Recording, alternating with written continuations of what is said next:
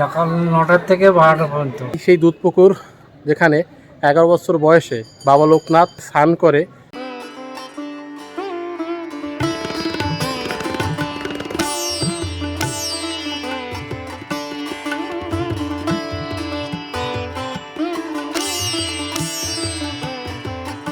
জয় বাবা লোকনাথ এ নামে রয়েছে অমৃত এক স্বাদ। গতিশীল জীবনে একটু টাননদারি। চলুন আজকে ঘুরে আসি কচুয়াধাম বাবা লোকনাথের বাড়ি। এই মুহূর্তে আমি দাঁড়িয়ে রয়েছি কল্যাণী ঘোষপাড়া, আর আজকে আমার গন্তব্য কচুয়াধাম বাবা লোকনাথের বাড়ি। তো আমি আমার যাত্রা শুরু করলাম কল্যাণী ঘোষপাড়া থেকে, আর শিয়ালদা থেকে কিভাবে আসবেন সে সকল আপডেট সময়ের সাথে সাথে দেওয়ার চেষ্টা করব। তা চলুন যাত্রাটা শুরু করি জয় বাবা লোকনাথের নাম নিয়ে।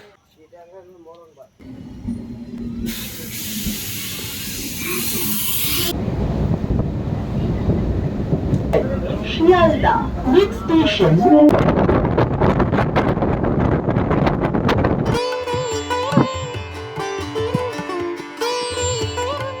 আমরা আমাদের সঠিক টাইমেই চলে আসলাম শিয়ালদা স্টেশনে।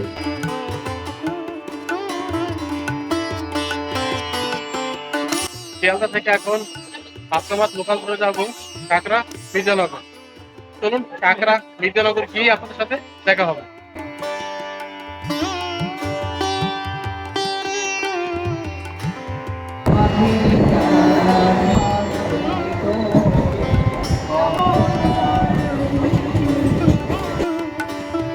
জয় বাবা লোকনাথ, চলে আসলাম কাকড়া মির্জানগর। একদম প্ল্যাটফর্মের উপর দাঁড়িয়ে রয়েছি। এখান থেকেই বাইরের কোনো অটো বা টোটো ধরে যাব বাবার মন্দিরের একদম সামনে। আর বলে রাখি, যারা শিয়ালদা থেকে আসবেন এইখানে এসেই আপনারা নামবেন, আর চেষ্টা করবেন সকাল সকাল ট্রেন ধরে এই কাকড়া মির্জানগর এই স্টেশনে আসার। তো চলুন এবার বাইরে গিয়ে এখান থেকেই বাইরে বেরিয়ে কোনো অটো বা টোটো ধরে যাব লোকনাথ বাবার মূল মন্দিরে। আর বলে রাখি, শিয়ালদা থেকে এখানে আসতে আপনার ট্রেন ভাড়া পড়বে ১৫ টাকা। হাসনাবাদ লোকাল ধরেই আপনাদের আসতে হবে এই কাকড়া মির্জানগর স্টেশনে।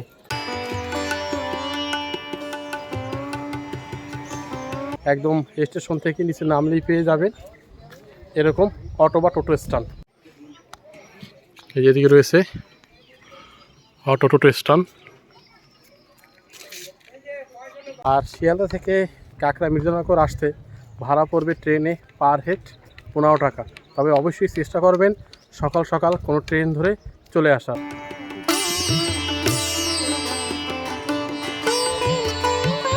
এই হলো স্টেশন। এখান থেকে নেমে একদম সোজা চলে গেলেই পেয়ে যাবেন অটো স্ট্যান্ড। এই অটোগুলো দেখতে পাচ্ছেন, এই সামনে স্ট্যান্ড রয়েছে। ১০ টাকার ভাড়ার বিনিময়ে চলে যাবেন একদম লোকনাথ বাবার মন্দিরের সামনে।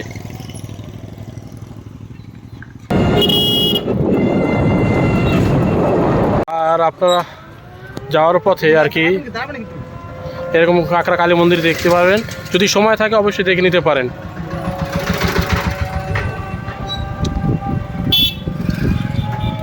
এই স্টেশন থেকে একদম কাছাকাছি মোটামুটি।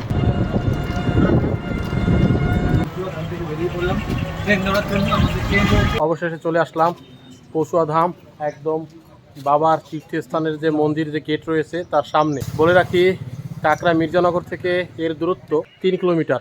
আসতে মোটামুটি ১০ থেকে ১৫ মিনিট সময় লাগলো। আর এর ভাড়া পার হেড ১০ টাকা নিল। এই হলো স্টেশন রোড, আর এই হলো বাবার জন্মস্থান পূর্ণতীর্থ কচুয়াধামের ঢোকার এন্ট্রি পয়েন্ট। আর যদি আপনারা চাকলা থেকে আসেন তাহলে এই হলো চাকলা থেকে আসার রাস্তা।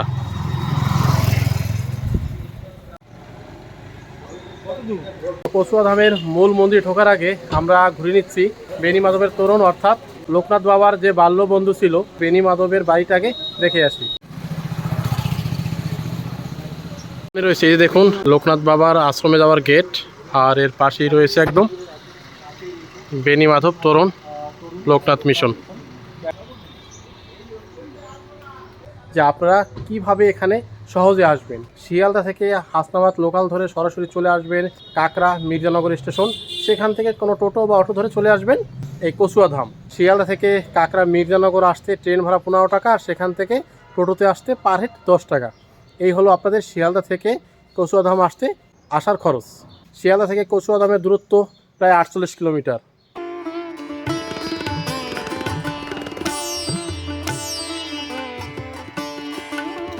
এই হলো শ্রী শ্রী বেণীমাধব বন্দ্যোপাধ্যায়ের জন্মভিটা। জায়গাটা একদম নির্জন নিরিবিলি।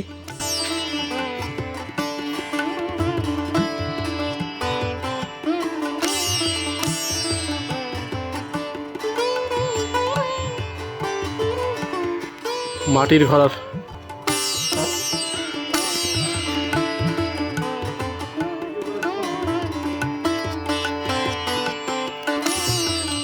হলো কালীতলা, এখানে প্রতি বছরই কালী পুজো হয়।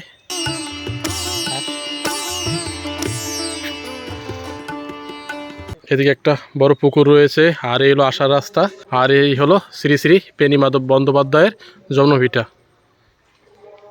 বেণীমাধবের জন্মভিটা আপাতত দেখা শেষ, এবার যাচ্ছি পরবর্তী গন্তব্যে।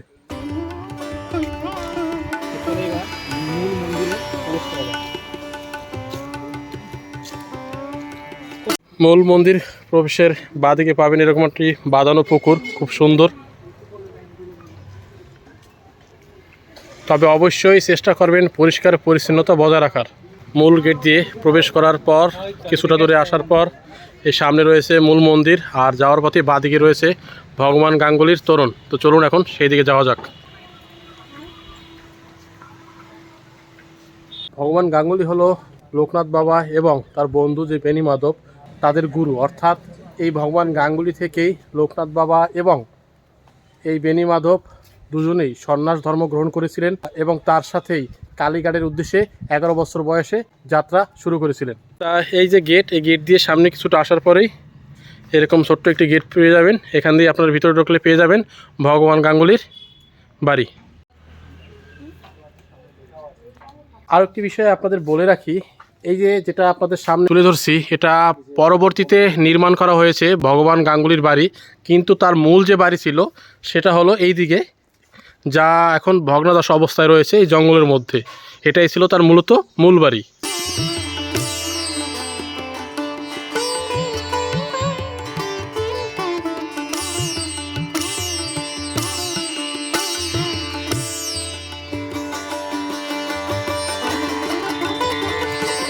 জায়গাটা খুব নিরিবিলি একদম। এসেছেন মাসি আপনারা? হাসনাবাদ থেকে? আচ্ছা, মূল মন্দির ঘোরা হয়ে গেছে? ভালো লেগেছে? আচ্ছা, তাহলে মানে এখানে বারবার আসা যায়? আচ্ছা,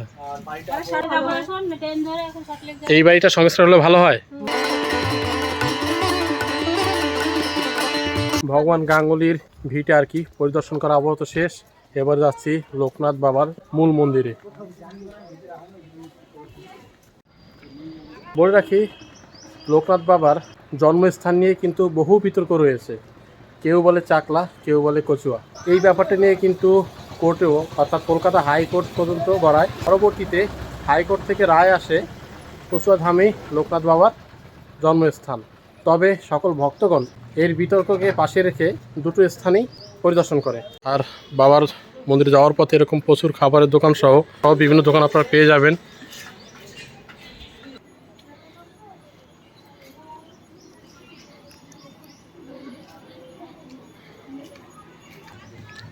লোকনাথ বাবার বিগ্রহ সহ বিভিন্ন দেবদেবীর বিগ্রহ এই সমস্ত স্টল পেয়ে যাবেন। এছাড়া রয়েছে বাচ্চাদের বিভিন্ন খেলনার সামগ্রী।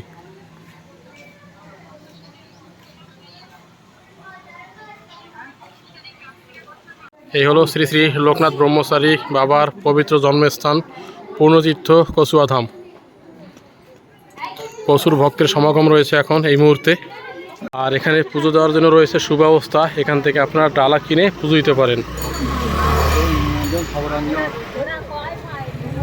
মাসি, ডালা কত করে? আচ্ছা, মানে 31 টাকা থেকে শুরু? আচ্ছা আচ্ছা, তো আপনারা এখান থেকে এই ধরনের ডালা কিনে 31 টাকা থেকে শুরু, আপনারা পুজো দিতে পারেন। মাসির দোকানটা দেখিয়ে দিলাম। এই যে পুজো দেওয়ার সামগ্রী একদম, এই যে মন্দিরের সামনেই পুজো দেওয়ার এরকম সামগ্রী অর্থাৎ স্টল আপনারা পেয়ে যাবেন। এই মন্দির সপ্তাহের প্রতিদিন খোলা থাকে, সকাল 8টা থেকে দুপুর 12টা পর্যন্ত এবং বিকেল 3টা থেকে রাত 8টা পর্যন্ত। এই টাইমের মধ্যে আসলে আপনার বাবার মন্দির পরিদর্শন করতে পারবেন। আর এই সামনে রয়েছে কুপন কাউন্টার, এখান থেকে ভোগ প্রসাদের জন্য আপনারা কুপন কাটতে পারেন। অনলাইনেরও ব্যবস্থা রয়েছে এখানে। দুপুরের প্রসাদ গ্রহণের সময়সূচি এবার বলে রাখি। ভোগ প্রসাদের কুপন মূল্য, এর ভোগ প্রসাদের কুপন মূল্য হলো 60 টাকা, আর এর টাইম হলো 9টা থেকে দুপুর 12টা পর্যন্ত। এর মধ্যে আপনাদের কুপন সংগ্রহ করতে হবে। ভোগ প্রসাদ গ্রহণ শুরু হয় 12:30টা থেকে। এবার মূল মন্দির চলুন দেখে আসি। আমাদের আসতে দেরি হওয়ার কারণে মূল মন্দিরটা আপাতত বন্ধ রয়েছে। সময় সকাল 8টা থেকে 12টা, বিকেল 3টে থেকে 8টা। তো এখন আপাতত বন্ধ আছে, 3টের পর আবার খুলবে।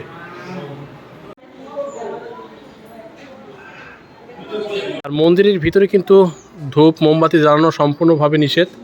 ধূপ মোমবাতি জ্বালানোর জন্য এই রয়েছে প্লেস, এখানে আপনাদের জ্বালাতে হবে। আরও একটি বিষয়, এখানে পুজো শুরু হয় সকাল 8টা এবং চলে দুপুর 12টা পর্যন্ত। এবং এর যে আরতি আর কি, পূজা আরতি, সেটা শুরু হয় 11:30 থেকে চলে 12টা পর্যন্ত। অর্থাৎ পুজো দেওয়ার জন্য টাইম হলো 8টা থেকে 12টা এবং পূজা আরতি হয় 11:30 থেকে 12টা। এই হলো ধূপ মোমবাতি জ্বালানোর স্থান, অনেকে জ্বালিয়েছে আর কি।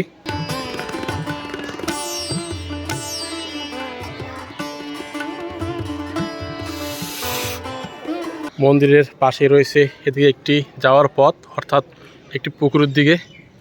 আর এদিকে রয়েছে পুজো দেওয়ার জন্য কিছু স্টল। এদিকে রয়েছে মহিলাদের কাপড় সারিবার ঘর। এই হলো দুধ পুকুর, এই হলো দুধ পুকুর। এই দুধ পুকুরেই 11 বছর বয়সে বাবা লোকনাথ তার বন্ধু বেনি মাধবকে নিয়ে স্নান করে ভগবান গাঙ্গুলি থেকে সন্ন্যাস ধর্ম গ্রহণ করে তার সঙ্গে কালীঘাটের উদ্দেশ্যে যাত্রা শুরু করেন। আর এখানের যে পুজো দেওয়ার সিস্টেমটা, সেটি বলতে গেলে এখানে পুজো দিতে আসবেন, আপনাকে ছোট একটি প্লাস্টিকের পট দেওয়া হবে। সেই পটে করে, অর্থাৎ সেই পাত্রে করে এই দুধ পুকুর থেকে জল নিয়ে, পাশেই রয়েছে লোকনাথ বাবার একটি মন্দির, সেই পাত্রে জল নিয়ে এই যে পাশে রয়েছে যে মন্দির, এখানে চলে আসবেন। এখানে চলে এসে বাবার মাথায় জল ঢেলে তাকে মালা পরাবেন।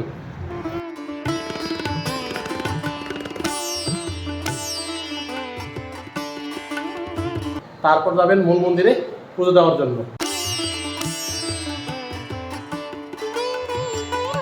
কত করে মালা দাদা? এটা কত? 30 টাকা না? আর এটা?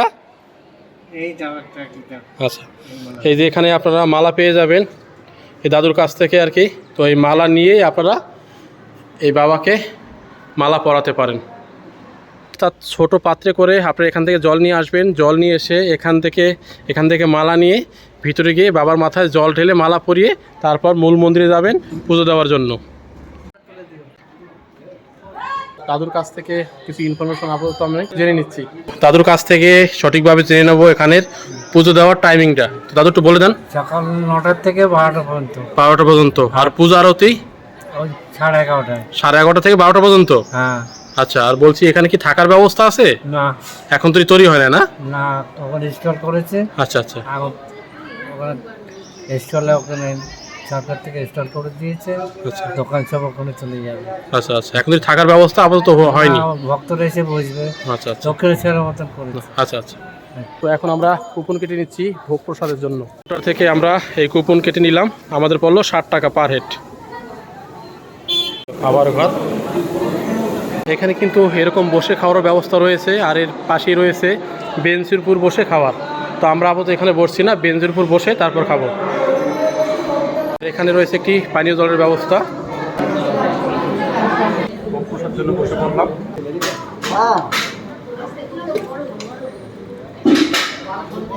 প্রথমে চলে আসলো আমাদের খিচুড়ি প্রসাদ।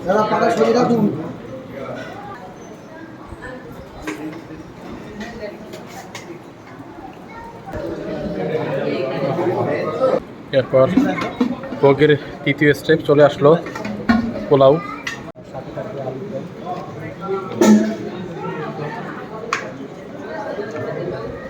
ভোগের প্রসাদটা কিন্তু অসাধারণ। পোলাও, খিচুড়ি, আলুর দম, এ যাবৎ পর্যন্ত যা খাচ্ছি অসাধারণ, এক কথায় অসাধারণ। সর্বশেষ দিয়ে গেল পায়েস। ভোগ প্রসাদ গ্রহণ করা শেষ, ভালো হয়েছে আর কি, অসাধারণ, খুব ভালো লাগলো, অসাধারণ। তবে একটি বিষয় আপনাদের বলে রাখি যে ভোগ প্রসাদ কখনো নষ্ট করবেন না, যতটুকু প্রয়োজন ঠিক ততটুকুই নেবেন। আর খাবার শেষ করে খাবারের যে থালা সেটি আপনারা বাইরে ডাস্টবিনে নিজের হাতে ফেলে দেবেন। আর এদিকে বড় একটি স্পেস রয়েছে, আর চারিদিকে রয়েছে বিভিন্ন খাবারের স্টল এবং পুজো দেওয়ার স্টল। এখন মূল মন্দিরে গিয়ে ওখানে বসে পাখার নিচে একটু রেস্ট নেব।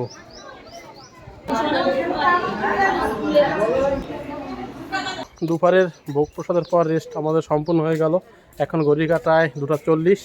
এখন চারদিকটা কিছুটা ঘুরবো, বাবাকে দর্শন করব, তারপর বাড়ির পথে বেরোবো। এই হলো এখন থেকে পরবর্তী প্ল্যান। এই যে প্লেসটা রয়েছে এটা হলো পার্কিং প্লেস, এখানে 2 চাকা 4 চাকা পার্কিংয়ের ব্যবস্থা রয়েছে। আর পার্কিংয়ের রেটটা এখানে দেওয়া রয়েছে, এলো পার্কিং রাখার জন্য কাউন্টার, যে বাইক আছে 10 টাকা, 3 চাকা 20 টাকা, 4 চাকা 40 টাকা, বড় 4 চাকা 50 টাকা, 6 চাকা 100 টাকা। পুরো ডিটেলসটা এখানে দেওয়া রয়েছে।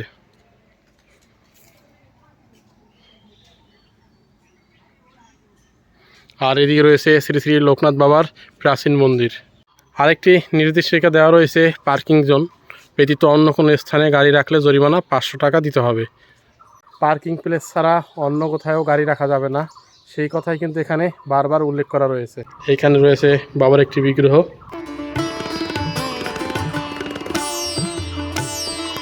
হলো বাবার সব থেকে প্রাচীন মন্দির,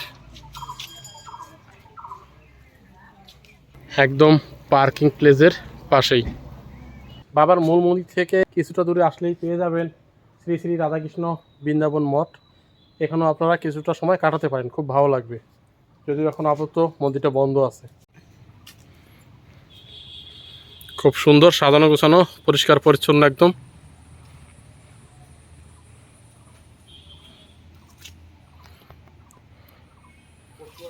বাইরে থেকে যতদূর সম্ভব আপনাদের দেখানোর চেষ্টা করছি।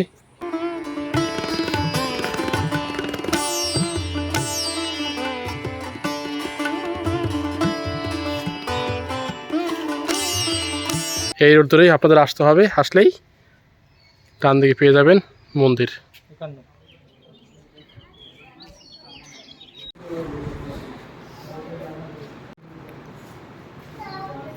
এরপর আমরা চলে আসলাম পুনরায় আবার লোকনাথ বাবার মূল মন্দিরে।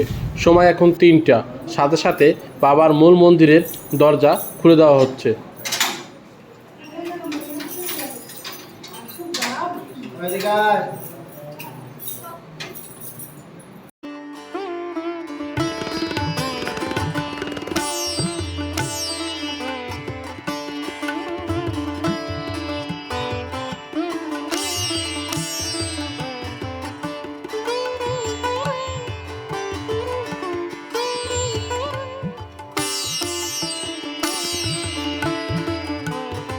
মন্দিরের সামনে এরকম গাড়ি পেয়ে যাবেন, এই গাড়িতে করেই চলে যাবেন স্টেশনে।